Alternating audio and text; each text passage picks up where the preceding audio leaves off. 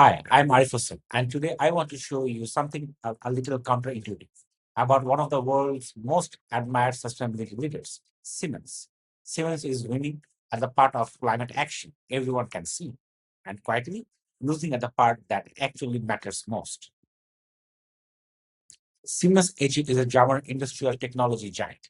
Digital industries, smart infrastructure, healthcare, technology through Siemens Healthineers, operating factories, offices, and an enormous global supplier network across dozens of countries. It's one of the Europe's largest industrial employer. Sustainability isn't a side initiative here. It's built into Siemens operating model through the degree framework, decarbonization, ecosystems, governance, resource efficiency, employability, and equity. And unlike a lot of corporate climate pledges, Siemens targets aren't self-graded. They are validated by the Science-Based Target Initiative against a 1.5-degree pathway. On paper, this is exactly what our credible climate strategy should look like. So today, we are going to stress test that reputation using one specific lens. How well Siemens manages sustainability, not just inside its own walls, but across its supply chain and thousands of companies that makes the parts, materials, and components Siemens depends on every day. And now here where it gets interesting. Since fiscal 2019, Siemens has cut emissions from its own operations, its factories, its buildings, its vehicle fleet by almost 62% against a 90% target by fiscal 2030. That's real and measurable progress, and it's ahead of the pace it needs to hit that target. This is the part of the story Siemens tells confidently in its sustainability reports, and it's earned. But look at what's happening just one step further up the value chain with Siemens suppliers, the companies that mine the raw materials, manufacture the components, and ship the parts that go into Siemens product. Siemens set a target to cut supplier or upstream emission by 20% by fiscal 2030 compared to that same fiscal 2019 baseline. The actual result so far in fiscal 2025, emissions from supplier didn't fall at all. They actually rose by about 1%. So, inside its own operations, where Siemens has direct control, it's ahead of schedule. One step outside its own walls, where it has to rely on thousands of independent companies, it's moving in the wrong direction entirely. Now, let's look at the full picture because the pattern is really clear once you see all four numbers side by side. A quick note on categories first. Scope 1 and 2 covers emissions Siemens produces directly from its own factories, buildings, and vehicles. Scope 3 covers everything else in the value chain, split into upstream, meaning suppliers, and downstream, meaning what happens after Siemens sells the product, like customers using it. Now, the numbers. The scope 1 and 2, direct operations target is negative 90%, achieve negative 62%. Strong progress, ahead of pace. Scope 3, downstream. How customers use Siemens product is part of an overall negative 30% target, and Siemens has achieved negative 12%, also moving in the right direction. But scope 3 upstream, the suppliers target is negative 20%, achieved plus 1%. Not just slower progress, the wrong direction entirely. And this isn't a small corner of Siemens' footprint that we can shrug off. Upstream suppliers' emission were over 11,000 kilotons of CO2 equivalent in fiscal 2025 alone. That's actually larger than Siemens' entire direct operations footprint of roughly 900 kilotons. So, the one category that's moving backward is also one of the single largest categories in Siemens' entire carbon footprint. That combination, largest and moving the wrong way, is exactly why this is the challenge worth focusing on. Before I move into theory, let me frame this one more way using a structure you may all recognize, the IFRS S1 and S2 sustainability disclosure standards. These organize a company's climate disclosure around four pillars: governance, strategy, risk management, and metrics and targets. And applying that lens here makes the gap very concrete. On governance, 15% of board pay is tied to sustainability performance, but there's limited visibility into who specifically owns supplier tier climate risk at board level. On strategy, the direct operations strategy is clearly working, but the upstream strategy lends entirely on voluntarily suppliers engagement and hasn't and hasn't delivered results. On risk management, Siemens assess suppliers' risks mainly through self-reported data, and research consistently shows it's the lower tier suppliers, the ones further from Siemens, that are the least visible and the highest risk. And on metrics and targets, there is a clear numeric target, 20% by fiscal 2030, but the underlying metrics isn't independently verified. And right now, it isn't translating into any course correction. Looking at the challenges through these four pillars make one thing clear. This isn't fundamentally a data problem, it's a governance and enforcement problem. So, why should we care about one company's supplier emission? I would like to point four reasons. First, materiality. This isn't unique to Siemens. Research based on global CDP disclosure data shows that, on average, a company's supplier chain emission ran about 26 times larger than the same company's own direct emissions. If that ratio holds broadly across industry, then a corporate climate strategy that only fixes direct operations is at best addressing a small fraction of the real problem, the equivalent of cleaning one room in a house and calling the whole house clean. Second, credibility risk. Siemens' entire net zero commitment is validated against a 1.5-degree pathway by the Science Based Target Initiative. You cannot hit a science based target on direct operations progress alone when the biggest slice of your footprint is moving the wrong way. Third, the regulatory exposure. Rules like EU's corporate sustainability uh, reporting directive and emerging carbon border policies are starting to price in exactly the kind of unresolved upstream gap Siemens has right now. So this isn't just a reputational issue. It's becoming a compliance and cost issue too. And fourth, this is the biggest, then Siemens is textbook example of a structural problem in sustainability supply chain management. The gap between what a company can directly control inside its own walls and what it can only ask, encourage, and hope its supplier will do. To understand why this gap exists and how to close it, I'm applying three concepts from sustainable supply chain management theory.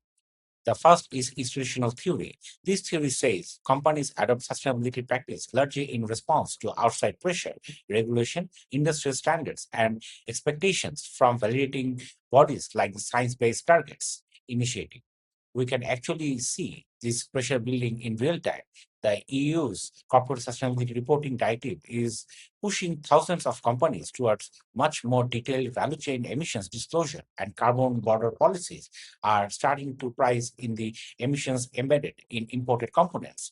That's exactly the kind of institutional pressure driving Siemens to set an ambitious upstream target in the first place. But here's the catch: institutional pressure is very good at getting companies to make commitments on paper. It's much weaker at guaranteeing companies actually have the operational capability to deliver on them, especially when delivery depends on thousands of independent suppliers that Siemens doesn't own, employ, or directly control. In short, the commitment exists because of outside pressure. The capability to hit it hasn't caught up yet. The second lens is stakeholder theory, the idea that companies are accountable not just to shareholder but to a much wider group: customers, investors, employees, regulators, and the communities they operate in. Siemens' decision to publicly disclose Scope 3 progress and to tie board pay to sustainability metrics makes a lot more sense once you see it as a response to these stakeholders demanding real, verified climate performance, not just a polished mission statement in an annual report. Institutional investors now routinely screen companies on ESG data before allocating capital, and large industrial customers increasingly ask their own suppliers, including Siemens, to prove their value chain emissions are under control. And this is exactly where the upstream gap becomes a real problem. Investors and customers increasingly expect full value chain accountability, not just clean numbers from a company's own factories. Right now, there's a real measurable distance between what those stakeholders expect from Siemens on its supply chain and what the data shows it has actually delivered. That gap doesn't just look bad, it's a genuine reputational risk and increasingly a financial one too. The third lens looks forward rather than backward. The results-based view, or RBV. This theory says a company gains real durable competitive advantage from capabilities that are valuable, rare, and hard for competitors to copy. Right now, Siemens supplier decarbonization program is mostly a disclosure exercise. Suppliers self-report their own emissions data through a tool called the Carbon Web Assessment. That's useful as a starting point, but it's not rare and it's not hard to copy. Plenty of large industrial companies run similar supplier survey today. But imagine Siemens went further, turning supplier decarbonization into something enforced, independently verified by a third party, and tightly linked to actual purchasing decision, so that suppliers' climate performance genuinely affect whether they win the next contract. That kind of integrated verified system would be genuinely difficult for competitors to replicate quickly because it requires rebuilding procurement process, not just adding another survey. In other words, closing this upstream gap isn't just a compliance box to check. Done properly, it could become a real durable competitive advantage in an industry where every major player is chasing the same climate targets.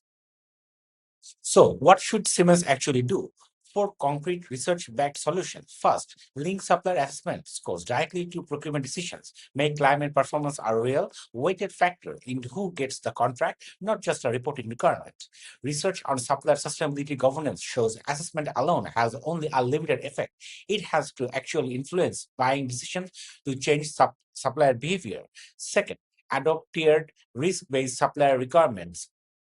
Instead of treating every supplier the same, apply the strict verified standard to the highest emitting supplier tiers first. Research on multi-tier supply networks consistently shows lower tier suppliers farthest from the buyer are the least monitored and the highest risk. Exactly where enforcement should concentrate.